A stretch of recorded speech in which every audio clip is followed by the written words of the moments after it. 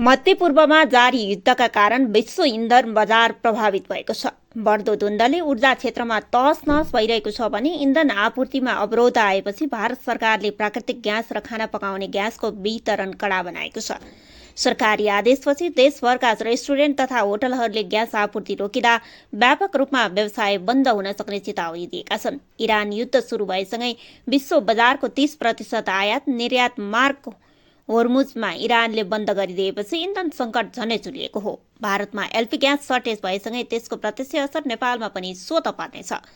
भारतसँगको 90% व्यापारमा परनिर्भर नेपालमा इन्धन अभावबाट गुज्रिन सङ्केत देखिँदैछ। यता नेपालमा केही विक्रेताहरूले खाना पकाउने एलपी ग्यासको अभाव देखाउँदै कालोबजारी गर्न थालेका छन्। उपभोक्ता र व्यवसायीले निर्धारण गरिएको मूल्यभन्दा दोब्बरभन्दा बढी रकम तिर्नुपर्ने अवस्था आएको पीडितहरूले बताएका छन्।